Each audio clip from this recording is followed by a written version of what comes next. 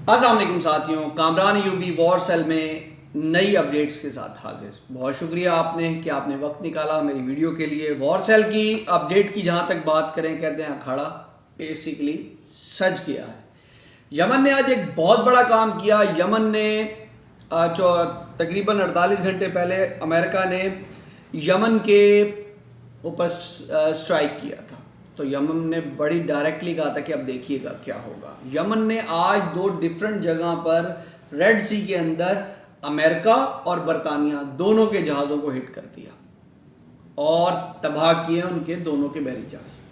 अब मामला पूरी दुनिया में अगर जब बात जाती है तो सुपर पावर जो कि लोगों की हिफाजत करने की जिम्मेदारी लेता था, 800 से ज़्यादा उसने अमेरिका से बाहर 800 से ज़्यादा मिलिट्री बेसिस बना रखी हैं। वो जो लोगों को प्रोटेक्ट करने की अपने आप में दावे करता था, उसको अपनी शिप को नहीं बचा पा रहा। और उसके साथ जो उसका अलायंस जो उसके साथ मुत्तहिद होकर बैंड बजाने के लिए पहुंचा हुआ है वो है बरतानिया। उन्होंने दोनों के जहाज़ों को उड़ा दिया और खुला चैलेंज दे दिया। उन्होंने कहा आप अगर जाके एटम बम हम पे मारना चाहते हैं मारे, हम उस दिन तक अब आपके हर जहाज़ को हिट करेंगे जब तक जो है गज़ा के जो मुसलमान हैं उनके साथ इंसाफ नहीं हो जाता। उन्होंने बड़े क्लियर कट अपना जो है ना बयान दे दिया। उन्होंने अपनी स्टेटमेंट बड़ी क्लियर दे दी। अच्छा, हुआ यहाँ पे ये है कि यूरोपीय यूनियन के 28 ममालिक कूद पड़े हैं इस मामले में और उन्होंने बरतानिया को और अमेरिका को कहा है कि हमें आपकी सिक्योरिटी की ज़रूरत नहीं है। अब हम अपने नेवल फोर्सेस को रवाना कर रहे हैं। 28 मुल्क जो यूरोपीय यूनियन है वो कह रही है कि हम अपने नेवल फोर्सेस को रवाना कर रहे हैं रेड सी में, जो हमारे जहाज़ों की खुद हिफाजत करेगा। अच्छा, बड़े मज़े की बात चीज़ ये है कि वो नेवल फोर्सेस को रवाना तो कर रहे हैं, ऑलरेडी वो लोग बहुत सारे ऐसे हैं जो अपने जहाज़ों के रूट्स चेंज कर चुके हैं। अभी महदूद हैं यमन नुकसान करने में, क्योंकि ज़ाहिर सी बात है चंद जहाज़ वहाँ पे मौजूद हैं। जब ये 28 ममालिक की नेवी आएगी तो सोचें कितना हशर ख़राब करेगा यमन उनका। यमन तो डेफिनेटली कह चुका है कि वो नहीं छोड़ेगा। अच्छा, इस सारी सिनेरियो में एक मज़े की बात यह है कि यमन से लड़ने के लिए तो ये 28 के 28 ममालिक आ रहे हैं। उसके अलावा जो है ये अमेरिका और बरतानिया भी मौजूद है, लेकिन कोई एक मुल्क ये कहने को तैयार नहीं है कि सारा मामला जो इसराइल की वजह से हो रहा है तो इसराइल इस चीज़ से रुक जाए, इस चीज़ से बाज आ जाए। लेकिन नहीं, मामला यह है कि ये सारे इसराइली पिट्ठू हैं। अब ये बेसिकली घूम फिर के कहानी सारी सेम है।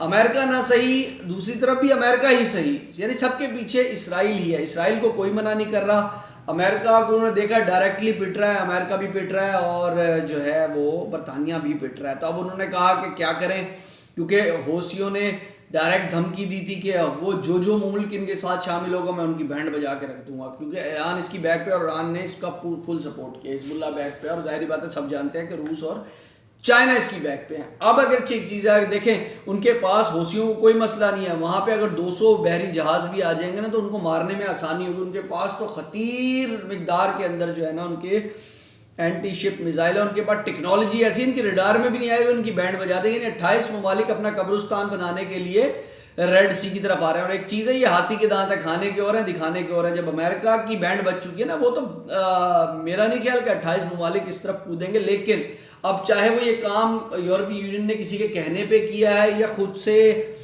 जो कि मानने की बात तो नहीं है भैया, खुद से उन्होंने ये बात की है कि हम आ रहे हैं और हम अपने जहाज़ों की हिफाजत खुद करेंगे, तो आ जाएं और आके देख लें, क्योंकि ये मुमकिन नहीं है।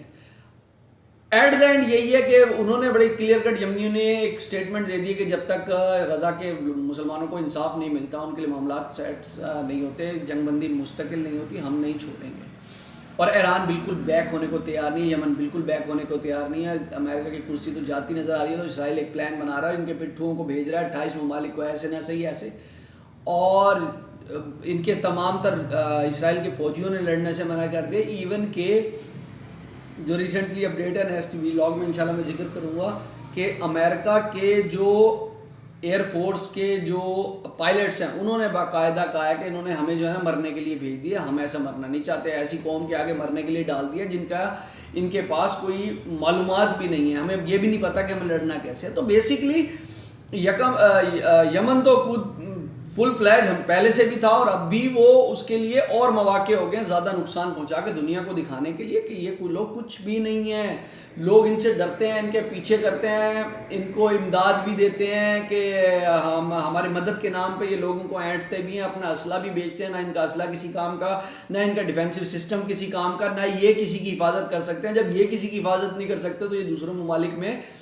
800 से ज़्यादा मिलिट्री फोर्स बना के कर क्या रहे हैं। अब लोगों ने इनके ऊपर उंगलियां उठानी शुरू की। यूरोप वैसे ही परेशान है, उनको गैस नहीं मिल रही और जो गैस, क्योंकि जो ये कतर की तरफ से LNG जा रही थी वो रेड सी से कुछ भी नहीं जा रहा। बेसिकली यमन ने उनकी कमर तोड़ के रख दी है मीशत की इन सारे मामलात में, क्योंकि डेफिनेटली जब ये दूसरी तरफ रुख करते हैं अपने जहाज़ों का तो वैसी बात है उनका खर्चा बढ़ जाता है।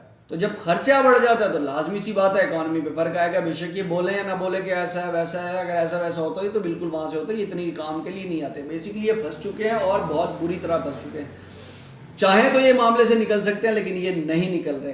अब इस पूरी जंग में डायरेक्टली अमेरिका के सामने ईरान, रशिया और चाइना डायरेक्टली कूदे में। आप आए, उन्होंने ऐसी टेक्नोलॉजी दी है, वो मजीद ऐसी टेक्नोलॉजी यमन को देंगे जो इनकी सोच से बालातर है। तो अगर इन्होंने कब्रिस्तान बनाना है अपना, इसराइल का पिट्ठू बनकर 28 ममालिक यूरोपियन ने, तो ज़रूर आए। ये थी आज की अपडेट पसंद आई हो, वीडियो पसंद आई हो तो लाइक करें, शेयर करें, कमेंट सेक्शन में अपनी राय का इजहार जरूर कीजिएगा। मुझे दीजिएगा इजाज़त, अपना रखिएगा बहुत सारा ख्याल। अल्लाह हाफिज़।